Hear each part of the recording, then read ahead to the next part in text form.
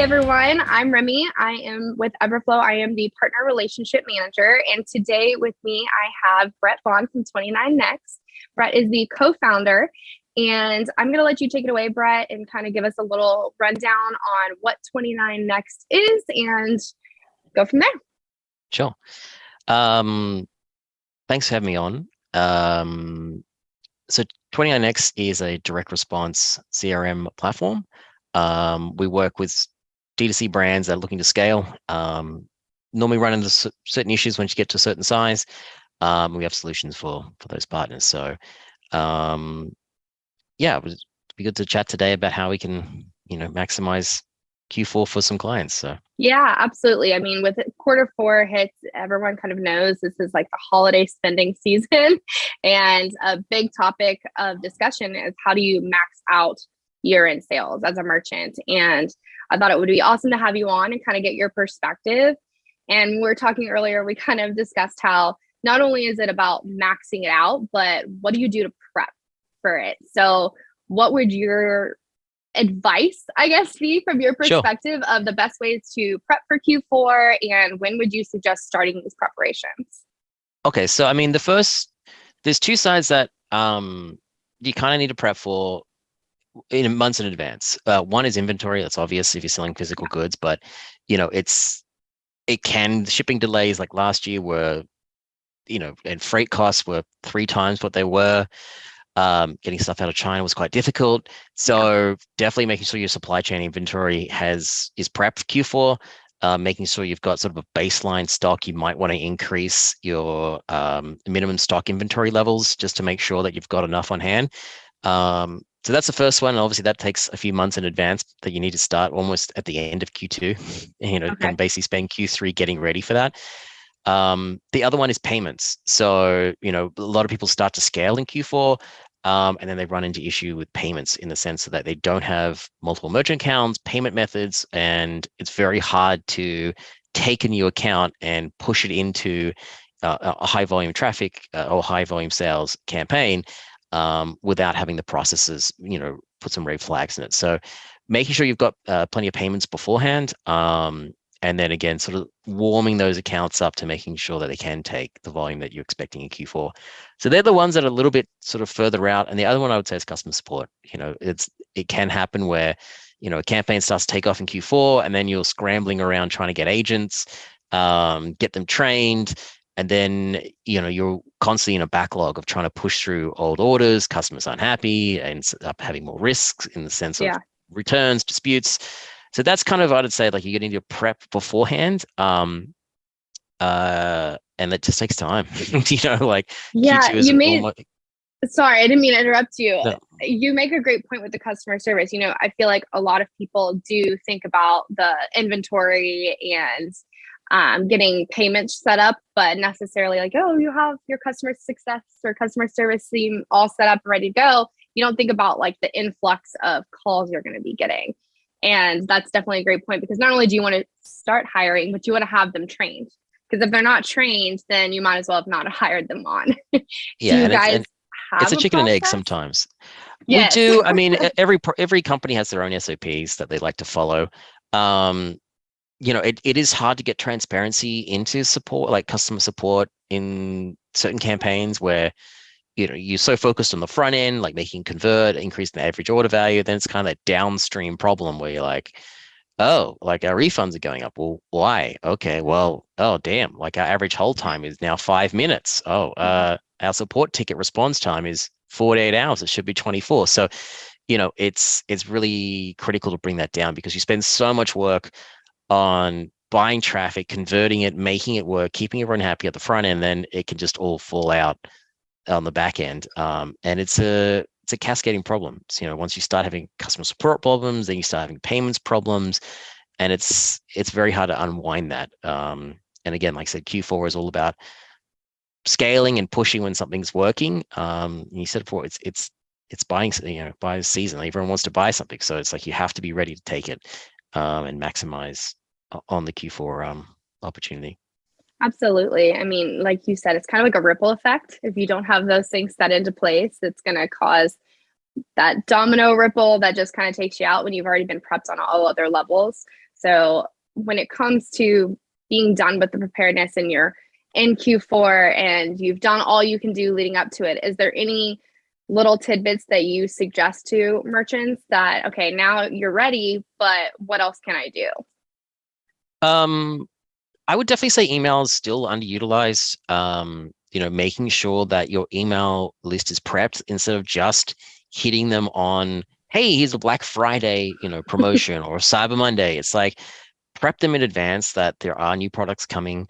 They can go on an exclusive wait list. And make sure that email list is cleaned in that sense. So you want to get everyone who doesn't want your email off it sooner rather than later, because there's no point bombarding people at these holiday moments when they really don't want to hear from you. So get them off the list. Another side is, you have to get creative because everybody knows it's Black Friday and Cyber Monday. So to try and get ahead of the queue would be my suggestion, is like make something which is, your own Black Thursday, for example, just like some way of like just to get in advance or like get early access to Black Friday discounts today. So just some way of being able to get people's purchase, because everybody knows people are getting tired with their consumer spending with the way the economy is going, that they've only got so much disposable income they're willing to spend. So you kind of in competition with other people to get that first. So that would be my suggestion. The other side would be, if you can work with affiliates, this is the time when they shine, when they've really got, they know how to buy media. Q4, everybody knows media costs go up. It's really hard to be competitive. Affiliates are very good at doing large media purchases. They've done this consistently. They know how to buy traffic. And you can get a broad spread of traffic. So instead of just being focused in one channel, for example, like Facebook or TikTok, you can work with affiliates who can then open you up to GDN, Taboola, native, email, pop, like push. There's a lot of different traffic sources these guys can utilize, which might have lower CPMs than what you're traditionally going to see in a single channel, if you're doing it internally with your own media buyers. And the last one would be really just prepping your own media buyers, just to make sure they understand the metrics, go through it end to end, because if you are spying media in Q4, the margins are probably going to be thinner. It's higher volume, cost of media, it goes up. So you just have to make sure that you're not digging a hole, because you can dig a hole very quickly and not realize, being that you can just look at the front end like, man, sales coming in, it's doing great. But when you sort of look at it, after all the numbers have come through, you're like, man, we actually didn't get a very good return on ad spend. Even though we spent 3 times as much, ROAS was terrible. So just to sort of go through the media buys and really make sure they understand the numbers that they need to hit, and make sure they can review those, bi-weekly, weekly, just to make sure that you're on target. So that's just a couple. I mean, obviously there's a lot more, but trying to find ways to be slightly different. Obviously, creative is the most obvious one. It's probably the hardest to do, is getting really good creative that cuts through the clutter. And Absolutely.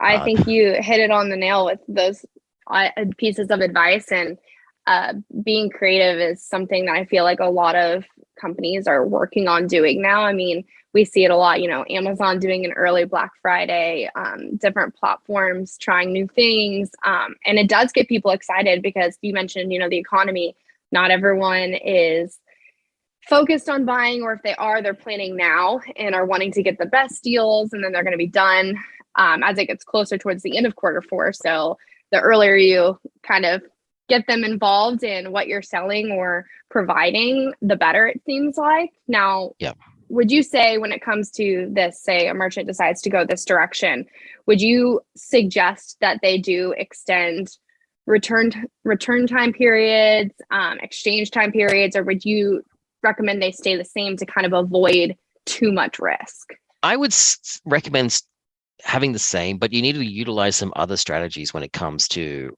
returns and exchanges. So it could be offering store credit. It could be doing a new SOP, which might be like, I'll give you 50% of the refund today.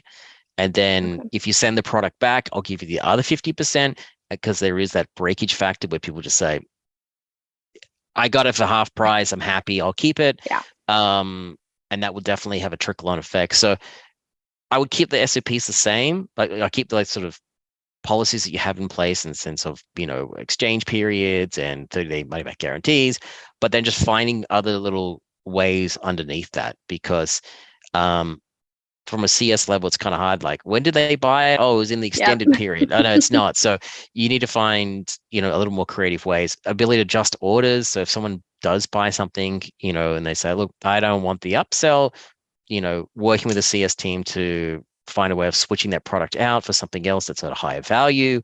Um, giving partial refunds out and say, look, no problems. How about I refund that full amount out for you on the upsell? And I'll just throw something else in free for Black Friday. So finding ways to keep customers happy, making sure they send back the least amount of products, because returns cost money, restocking fees, and it's just not easy to deal with.